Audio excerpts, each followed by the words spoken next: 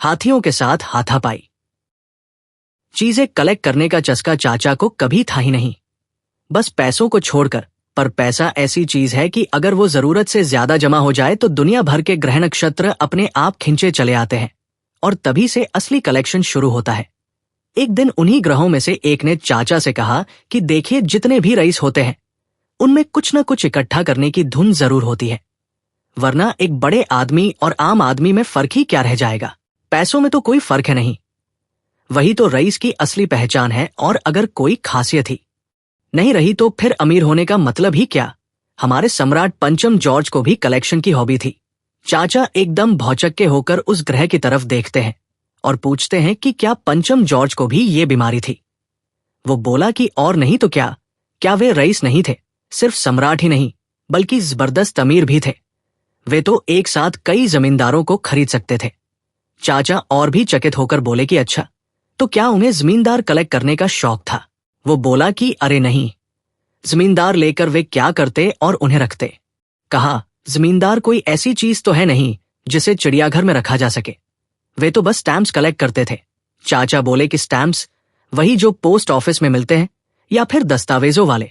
वो बोला कि दस्तावेज वाले नहीं, दुनिया के अलग अलग मुल्कों और रियासतों के डाक टिकट, 100 साल पुराने या उससे भी पुराने और उसके बाद के भी, यानी हर दौर के और अलग अलग रंगरूप के डाक टिकट। चाचा बड़े जोश में आ गए और बोले कि वाह, ये तो बहुत सही है और इसमें मेरा कोई नुकसान भी नहीं है। पर तभी उस ग्रह ने बताया कि पुराने टिकटों की कीमत बहुत होती है, 5-10 रुपए से शुरू होकर 5-20 हजार और यहाँ तक कि 2-4 लाख रुपए तक। चाचा थोड़ा चकरा गए पर बोले कि जो भी हो, अब तो मैं ये करूंगा ही, पैसों का नुकसान भला कोई नुकसान है। वो ग्रह बोला कि बिल्कुल नहीं, और वरना बड़े लोग किस काम के। इस तरह उसने अपनी बात खत्म की और चाचा का लगभग अंत ही कर दिया। चाचा स्टैम्प कलेक्ट कर रहे हैं, ये खबर आग की तरह फैल गई। जब उन्होंने करीब 50 एल्बम भर लिए तब एक सुबह उठकर देखा कि घर के सामने 500 लड़के खड़े। माजरा क्या है पूछने पर पता चला कि कोई चाचा को स्टैम्प बेचने आया है तो कोई खरीदने। सबके हाथों में स्टैम्प एल्बम थे। चाचा ने तुरंत उस ग्रह को बुलवाया और बोले कि ये क्या तमाशा है, ये बच्चे भी टिकट जमा कर रहे हैं क्या? और कर रहे हैं तो कर रहे हैं, पर मुझसे बहुत पहले से कर रहे हैं, ये क्या चक्कर है? चाचा के तेवर देखकर वो ग्रह बुरी तरह सहम गया और बोला कि क्या हुआ इसमें, और क्या उन बच्चों को ये काम करने का हक नहीं है? चाचा बुरी तरह फट पड़े और बोले कि जो काम गली का हर बच्चा कर रहा है, तुमने मुझे उसी काम में लगा दिया। छे, क्या ये सब भी रईस हैं? मैंने चाचा को और उकसाते हुए कहा कि ये तो बड़े बालक भी नहीं हैं, बल्कि छोटे छोटे बच्चे हैं। चाचा अफसोस जताते हुए बोले कि स्टैम्प के चक्कर में तुमने मेरे 10-10 हजार रुपए पानी में बहा दिए। छे, अब वो ग्रह क्या जवाब देता? वो तो एकदम पत्थर की मूरत बन गया और उसके चेहरे पर कोई भाव ही नहीं बचा। चाचा ने चिढ़कर अपने सारे एल्बम खोले और फाड़कर उन लड़कों के बीच टिकटों की लूट मचा दी। पर टिकटों का शौक छूटा तो क्या हुआ, धुन अभी भी सवार थी। ये धुन भी किसी बीमारी जैसी होती है जो एक बार पकड़ ले तो पीछा नहीं छोड़ती। चाचा बोले कि अब टिकट नहीं, अब ऐसी चीज जमा करनी है जो कोई नहीं करता और कोई कर भी नहीं सकता। अगर ऐसा कुछ है तो तुम लोग मुझे बताओ। अब वो 9 ग्रह और उनके चैलेंज पाटे सिर खपाने लगे। चाचा को नया शौक पालने की ऐसी हवा लगी कि इन 90 उपग्रहों के दिमाग का दही होने लगा। अब कोई तगड़ा हबी ढूंढना था, वो भी अपनी पूरी अक्ल लगाकर। तरह तरह के आइडिया आने लगे। उड़ने वालों में से तितलियां और चिड़ियों के पंख, पानी वालों में से रंगीन मछलियां और कछुए की ढाल, जमीन वालों में से पुराने फर्नीचर और पुराने जमाने की ढाल तलवार, चीनी मिट्टी के बर्तन और गाय के गले की घंटियां और रंग बिरंगे कंकड़, यहां तक कि दुनिया भर के खिलौने भी। पर चाचा ने सब रिजेक्ट कर दिए। बोले कि ये सब तो कोई भी कलेक्ट कर सकता है और किसी न किसी ने जरूर किया होगा। फिर जिक्र हुआ उन चीजों का जो जेब में समा जाए, जैसे अलग अलग मुल्कों के पुराने सिक्के और मोहरें। फाउंटेन पेन और माचिस की डिबिया को भी इसी लिस्ट में रखा गया। पर चाचा को राजी करना नामुमकिन था। बोले कि ये सब भी किसी न किसी ने पक्का किया ही होगा।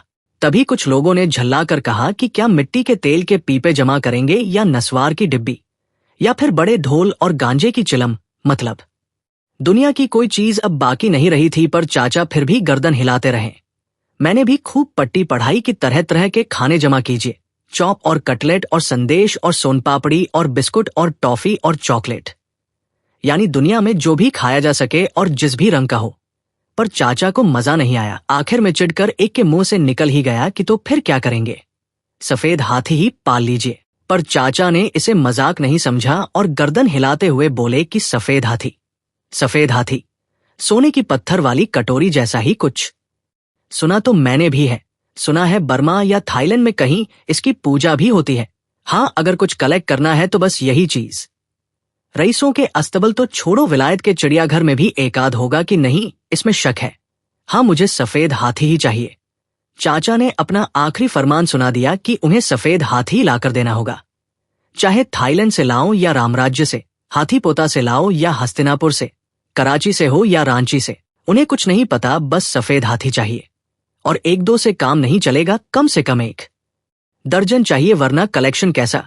इस ऐलान के साथ ही उन्होंने इंजीनियर और ठेकेदार को बुलाकर हाथियों के लिए आलीशान अस्तबल बनाने का हुक्म दे दिया।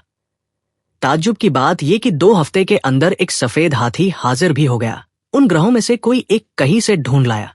चाचा तो खुशी से झूम उठे और बोले कि अरे वाह, यही है सफेद हाथी। क्या गजब का गोरा रंग है भाई, वाह वाह। काफी देर तक उनके मुंह से वाह वाह के सिवाय कुछ नहीं निकला और हाथी भी अपनी सफेद सूंड हिलाकर उनकी बात का समर्थन करने लगा। चाचा मेरी तरफ देखकर बोले कि जानते हो, बर्मा नहीं बल्कि थाईलैंड में ऐसा हाथी मिल जाए तो राजा उसे सिर पर बिठाकर रखते हैं। राजा से ज्यादा खातिरदारी इस हाथी की होती है और बाकायदा पूजा होती है। शंख और घंटे बजाकर राजा खुद पूजा करते हैं, जिसे राज पूजा कहते हैं। पता है तुम्हें? तभी हाथी ने एक जोर की आवाज निकाली, जैसे चाचा की रिसर्च पर मुहर लगा रहा हो। पर हाथी की वो आवाज कैसी थी? घोड़े की हिनहिनाहट या गाय के रंभाने जैसी नहीं, बल्कि घोड़े की आवाज से 20 गुना और गाय से 50 गुना तेज। उसे बिल्ली या लोमड़ी की आवाज की तरह आसानी से बयां नहीं किया जा सकता। हाथी की चिंगाड़ को शब्दों में लिखना बहुत मुश्किल है। आवाज सुनते ही हम सब 10 हाथ पीछे जा गिरे और चाचा भी 5 गज पीछे हट गए। चाचा बोले कि बाप रे, ऐसा लगा जैसे बादल कड़कड़ाकर फटे हों। शेर की दहाड़ तो कभी सुनी नहीं, पर बाघ इसके सामने क्या चीज है। हाँ, आवाज हो तो ऐसी। मैंने कहा कि चाचा, इसे हाथी की सिंगनाद कह सकते हैं क्या? वो उपग्रह जो हाथी के साथ आया था, उसे अब जाकर बोलने का मौका मिला और बोला कि ये अक्सर ऐसे ही चिंगाड़ेगा, आप जब तब इसे सुन पाएंगे। चाचा थोड़े फिक्र में पड़ गए और बोले कि अक्सर चिंगाड़ेगा, रात में भी? तब तो सोने की छुट्टी हो जाएगी। वो बोला कि नहीं, रात में नहीं चिंगाड़ता, क्योंकि हाथी भी सोता है। रात में बस इसकी सूंड से आवाज आती है। चाचा बोले कि वो आए तो आए, पर इसका रंग कितना गोरा और धवल है। फिर मेरी तरफ देखकर बोले कि ये है असली हाथी, इसके सामने बाकी सब तो बस जानवर है, जैसे असली विलायती साहिब के सामने कोई देहाती। इसका ये गोरा रंग बनाए रखने के लिए इसे दिन में 2 बार साबुन लगाकर नहलाना होगा। बढ़िया विलायती साबुन, और पैसों की परवाह मत करना, वरना मेरा ये सोने जैसा हाथी काला पड़ जाएगा। वो उपग्रह धीरे से बोला कि ऐसी गलती मत कीजिएगा, इसे नहलाना मना है और सफेद हाथी के शरीर पर पानी छूना वर्जित है, वरना इसे गलकंठ की बीमारी हो जाएगी और ये मर जाएगा। मैंने पूछा कि क्या इसके गले में भी बीमारी होती है? तब तो बड़ा पंगा हो जाएगा। क्या आप ये क्या कह रहे हैं? चाचा एकदम सकपका गए और बोले कि फिर क्या होगा? वो बोला कि ये कोई आम हाथी थोड़े ही है जो रात दिन तालाब के पानी में पड़ा रहे। थाईलैंड में तो इसे बाकायदा मंदिर में सोने के सिंहासन पर बिठाया जाता है। वहां हर वक्त धूप दीप और पूजा आरती चलती रहती है। बस चरणामृत बनाने के लिए ही कभी कभी एकाध बूंद पानी इसके पैरों से छुआया जाता है, पर यहां तो वैसा कुछ होगा नहीं। चाचा ने उसकी बात बीच में ही काट दी और बोले कि यहां कैसे होगा? रातों रात मंदिर कौन बना रहा है? और सोने का सिंहासन हमें कहां से मिलेगा? हालांकि पुजारी का इंतजाम करना शायद मुश्किल न हो, क्योंकि मोहल्ले में पंडितों की तो कोई कमी नहीं है, पर क्या उन्हें हाथी की पूजा के मंत्र आते होंगे? चाचा का सवाल सीधे मेरी तरफ था और मैंने फौरन जवाब दिया कि मैं इस हाथी का चरणामृत बिल्कुल नहीं पी पाऊंगा चाचा। देखो भाई, पहले ही बता देना अच्छा है, सेफ्टी फर्स्ट, जैसा कि कहावत भी है। चाचा बोले कि नहीं पी पाएगा। क्यों नहीं पी पाएगा? क्या ये कोई गुजराती हाथी है जो काला और भूत जैसा दिखता है? ये तो ऐरावत का वंशज है और स्वर्ग के देवताओं में से एक है। तुझे पीना ही पड़ेगा, वरना तू एग्जाम में कभी पास नहीं हो पाएगा। पास होने के चक्कर में ये शॉर्टकट काम कर जाएगा, ये सोचकर मैं थोड़ा नरम पड़ गया। मैं कोई बीच का रास्ता निकालने ही वाला था कि तभी उस ग्रह ने कहा कि नहीं, पूजा करने की कोई जरूरत नहीं है। हाथी की पूजा का रिवाज वैसे भी यहाँ नहीं है और धार्मिक किताबों में भी इसकी कोई विधि नहीं मिलेगी। पूजा छोड़िए और बस इसे अस्तबल में बांध कर रखिए। बस सहिस इस बात का कड़ा ख्याल रखे कि शरीर पर पानी की एक बूंद भी न लगने पाए। चाचा ने पूछा कि सहिस, हाथी का सहिस कैसा? तुम महावत की बात कर रहे हो क्या? वो बोला कि सहिस का मतलब है जो इसकी सेवा करे और इसे सहे। सहिस जब कंधे पर बैठ जाता है तब महावत बन जाता है, पर इसके कंधे पर तो बैठा ही नहीं जा सकता क्योंकि वो बहुत बड़ा गुनाह होगा।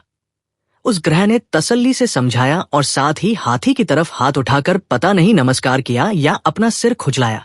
चाचा थोड़े उत्सुक होकर बोले कि चलो, इसके नहाने का तो हो गया कि नहाना बिल्कुल मना है, अब जरा इसके खाने पीने का हिसाब बताओ। ये कोई मामूली हाथी तो है नहीं जो मामूली खाना खाएगा। फिर चाचा कुछ सोचकर बोले कि क्या इसका खाना पीना भी, मतलब वो भी बंद है क्या? उनके इस अजीब सवाल पर हम सब हैरान रह गए और बोल पड़े कि क्या कह रहे हैं कि नहीं खाएगा? बिना खाए क्या इतना बड़ा शरीर टिक पाएगा? आखिर हाथी की खुराक की मिसाल तो सब देते हैं। चाचा बोले कि मैं सोच रहा था कि जब नहाने धोने का चक्कर ही नहीं है तो खाने पीने का हंगामा होगा भी या नहीं। फिर बोले कि अच्छा बताओ तो सही, ये खाता क्या है?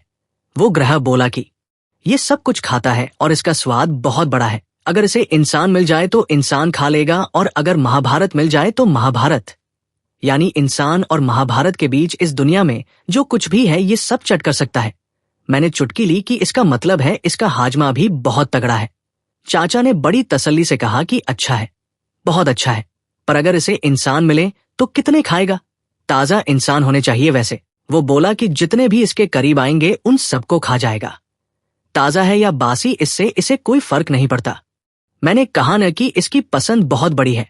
चाचा ने मुझे खबरदार करते हुए कहा कि तू इसके पास मत जाना वरना तुझे भी ये इंसानों में ही गिन लेगा। मैं मन ही मन बड़ा चिढ़ा कि अगर ये मुझे इंसान भी नहीं समझ सकता तो इसे इंसानों में कौन गिनने वाला है। इसकी पसंद चाहे जो हो, पर इसकी अकल की तारीफ तो मैं नहीं कर सकता। आज से मैं इसे चाचा की कैटेगरी में ही रखूंगा।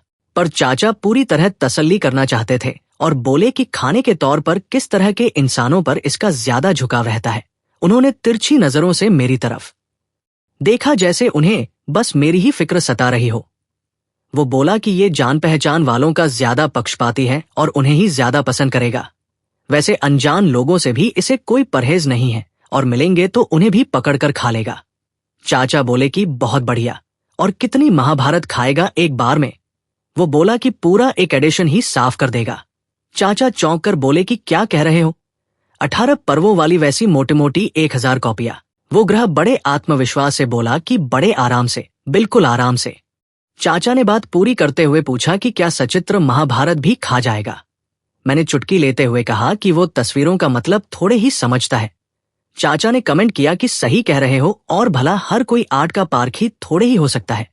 फिर उस चेले से सवाल हुआ कि ये बताऊं कि इंसान और महाभारत के अलावा ये और क्या क्या खाएगा? सारी छोटी बड़ी बातें पहले से जान लेना अच्छा है। वो बोला कि अगर इसे ईंट पत्थर मिल जाए तो ये महाभारत को छुएगा भी नहीं, पर अगर कीमती शॉल मिल जाए तो ईंट पत्थरों की तरफ देखेगा भी नहीं, और शॉल छोड़कर इसे बेताल की कहानियां ज्यादा पसंद आएंगी। लेकिन अगर कहीं रसगुल्ले मिल गए तो ये बेताल को भी छोड़ देगा और रसगुल्लों के सामने ये केला खाना पसंद करेगा। मतलब अलीगढ़ के मक्खन के अलावा ये दुनिया की हर चीज खा सकता है। चाचा ने पूछा कि मक्खन क्यों नहीं? वो तो बढ़िया चीज है।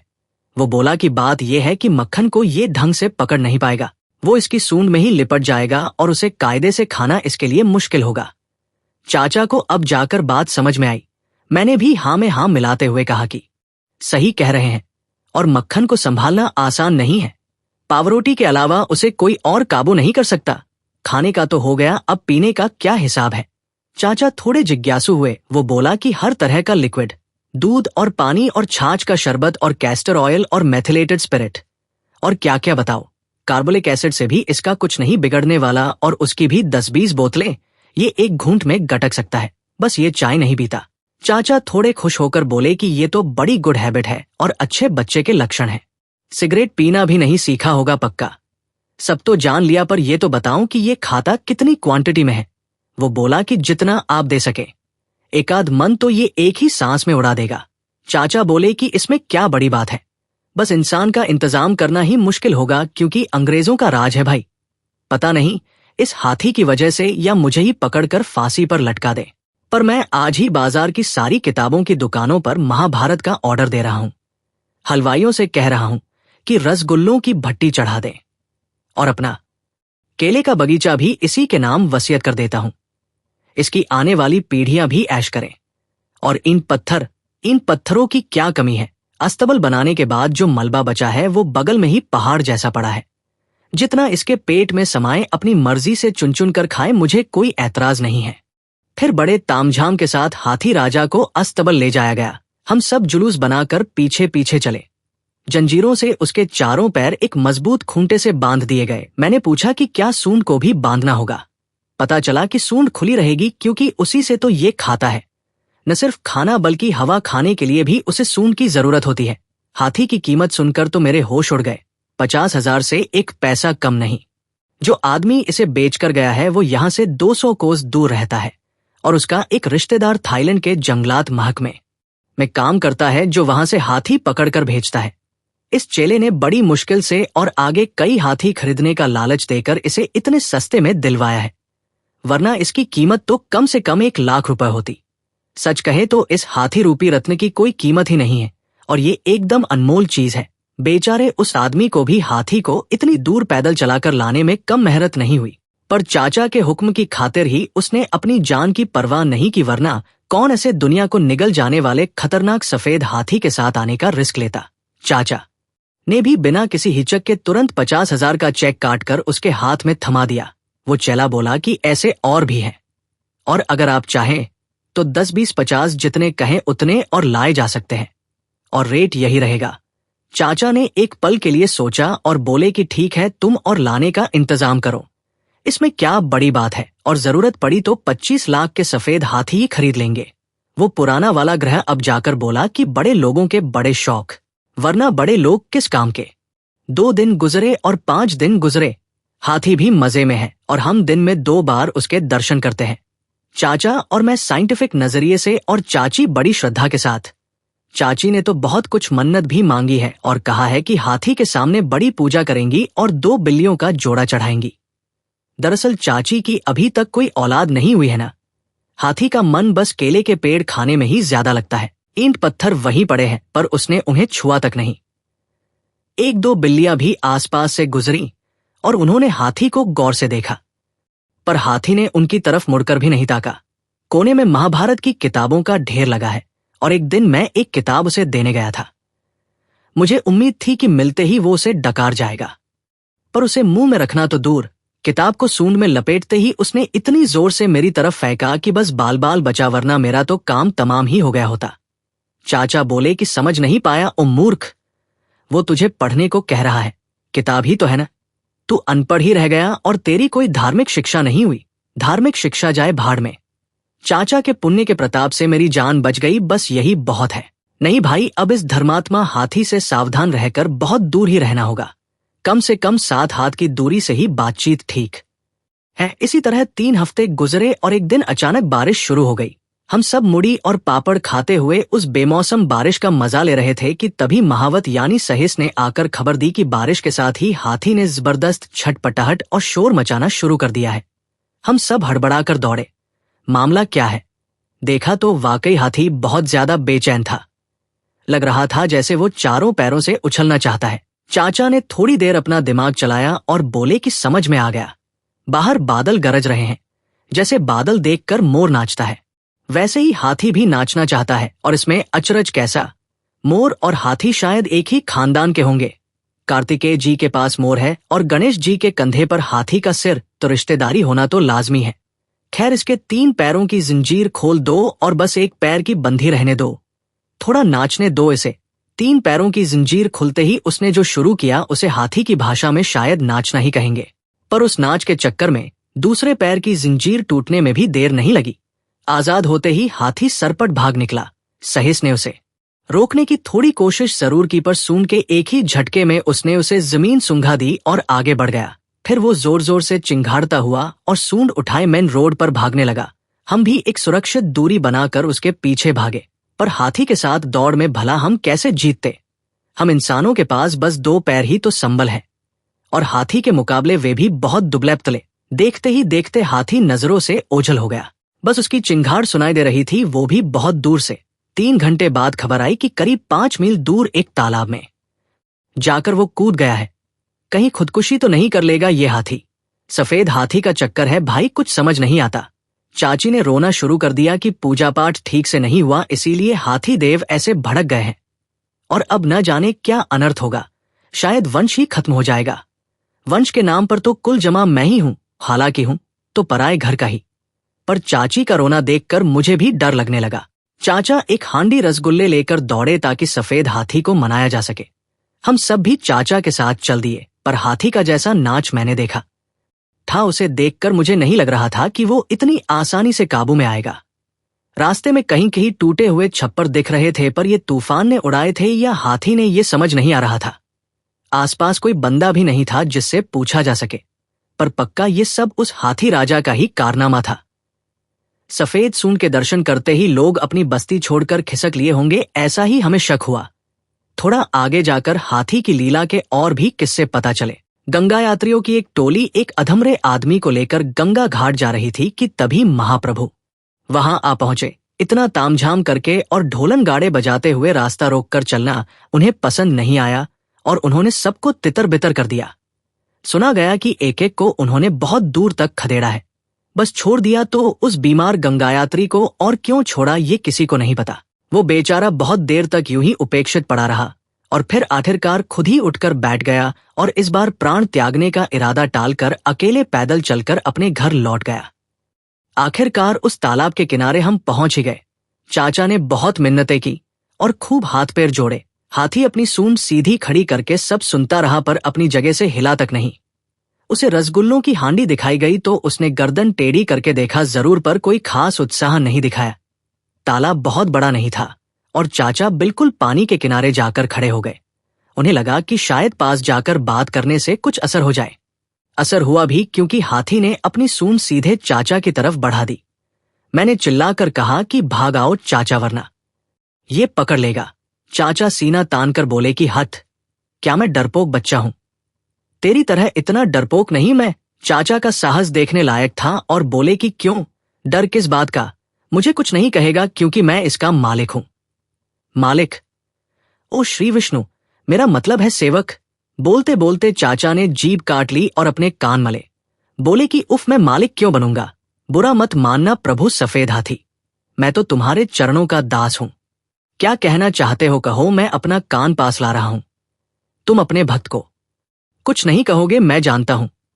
हाथी जैसा शुक्रगुजार जीव दुनिया में दूसरा नहीं है, और तुम तो मामूली हाथी भी नहीं हो, बल्कि हाथियों के सम्राट हो। चाचा ने कान आगे बढ़ाया और हाथी ने सूंड। हम सब अपनी सांसें रोककर दोनों के बीच होने वाली उस गुपचुप बातचीत का इंतजार करने लगे।